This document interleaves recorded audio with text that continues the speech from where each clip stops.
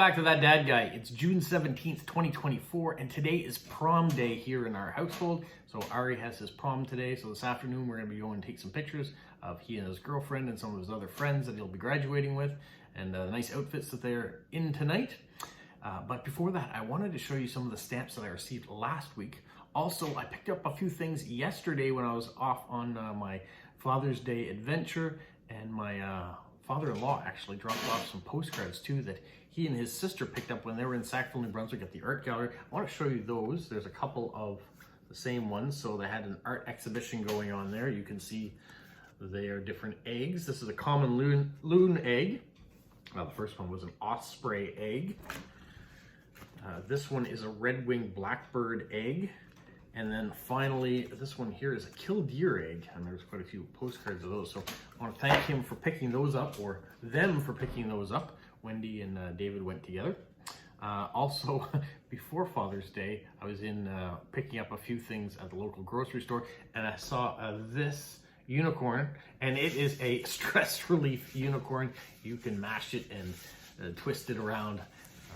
We've been having a lot of fun as a family with this thing here, just pulling it and turning it into different things. So that was kind of neat. Then I went to an antique store along the way, on the way down to Fundy National Park. I've passed it many times in the past, wanted to stop in, actually tried to stop in when my brother was here and it was closed. Well, yesterday it was open. So I went in, lots of great things, talked to the owner, and I'm looking at going down and potentially doing a video there to explain all about it. But they did have a whole bunch of vintage postcards. So I picked up a couple while I was there. This one here is Johnny Rutherford in 1980 after winning his third Indianapolis 500. And then this one here is the Big Nickel in Sudbury, Ontario. This is from the Calgary Stampede, the big rodeo that they have every year. This one is the Confederation Bridge. You've seen that lots of times, but this is the inaugural postcard from 1997 when the bridge first opened, linking New Brunswick and PEI by bridge, no longer needing the ferry to go that way.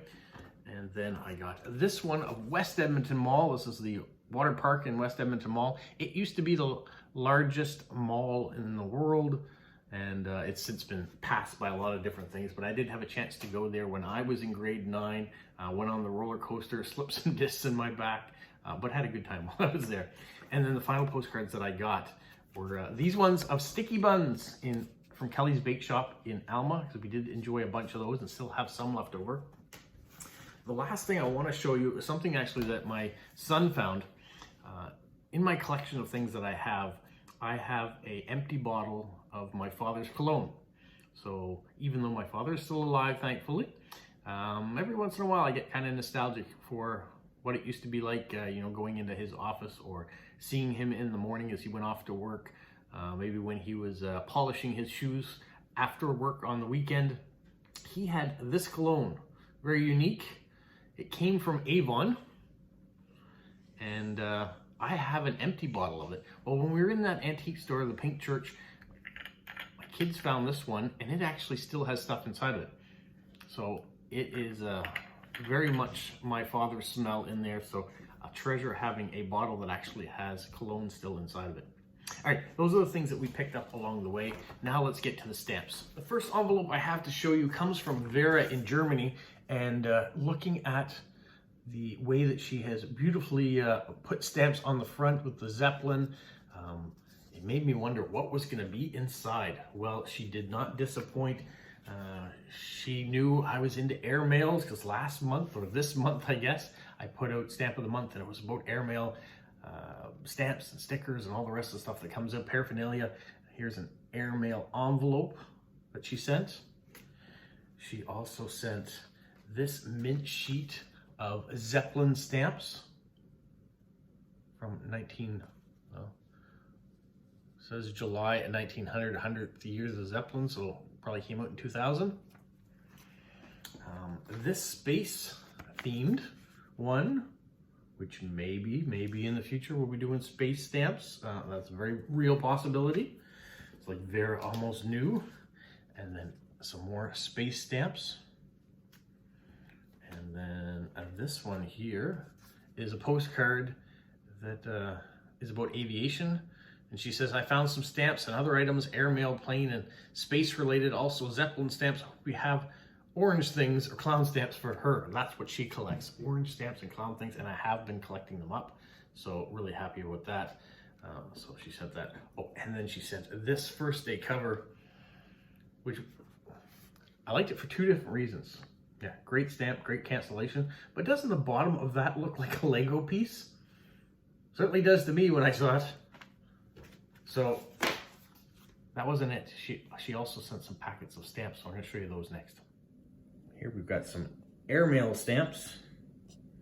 We have some German ones. They're not all German ones. There's an Austrian one. Some more German ones with planes. And then we have Zeppelins, which I really like the Zeppelins. And then we have some US airmails. These actually, I had given some of these ones away in my last giveaway. So it's kind of nice to see them come back again, but they are duplicates, so they may go away to someone else in the future. And then she sent some space stamps. Some nice big German space stamps. Really like this really long one.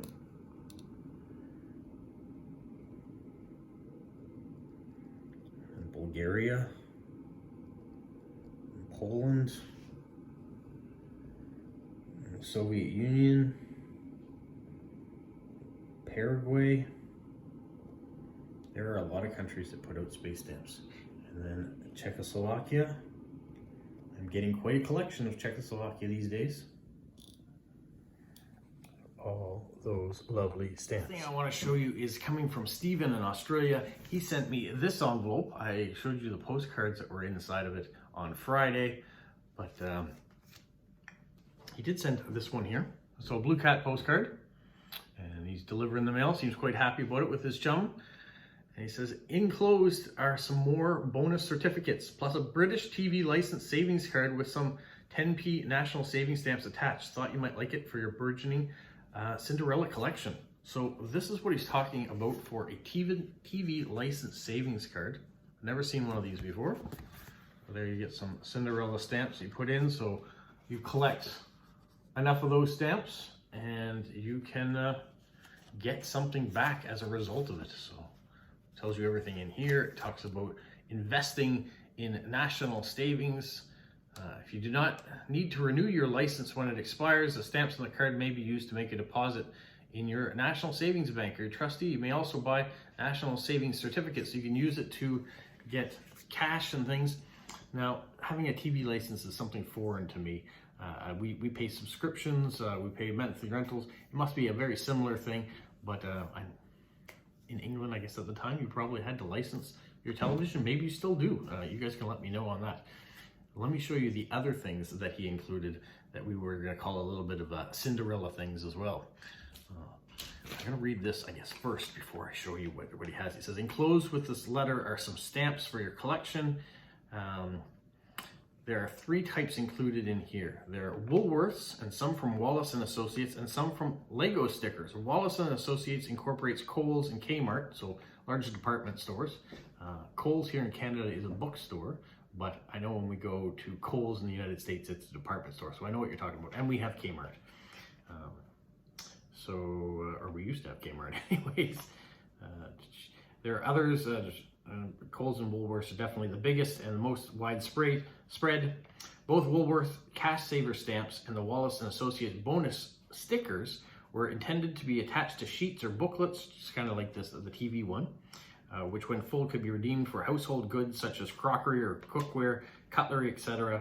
The same is true of the Lego stickers, which I think were issued by Kohl's. Actually, the image is supposed to be a brick for building, the idea being that you were building towards whatever treasure awaited for you. So that would have been very interesting to see. Now, let me show you what he's talking about. So he included all these things, stuff that you would have at the department stores in Australia, I guess. And there are a lot of different stickers.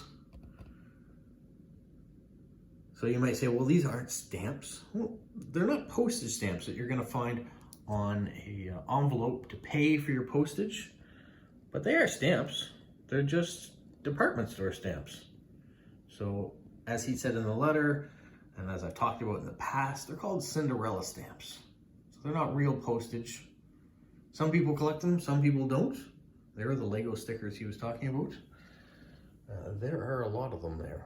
So, are you a collector? I received one more envelope from Stephen this past week. There are the beautiful stamps on it. You can see the diagonal washi tape that he's doing as a result of what I've been showing people. So I'm really pleased to see that. And in that he had some postcards as well that I showed you on Friday, but he also included some stamps. So I want to show you those and read what he told me about them. Here's the first mini sheet he sent. He said the 3 mini sheets are all for Stamp Collecting Month. The first was issued on the 1st of October 1993 and features Australian dinosaurs. This was the first issue for Stamp Collecting Month. Previously, the Australian Post Office had issued stamps for National Stamp Week in 76, 78, 80, and 82, but this now seems that it takes a whole month to be able to afford stamp issues, not just 1 week. So the next issue is this one here. And this was released on the 28th of October 1994 and was the theme Zoo Endangered Species. On the 1st of October 1996, the theme of issued was pets. That's the third one here. You can see the pets. And he says it was a variety of international stamp exhibitions. This was for Taipei in 1996.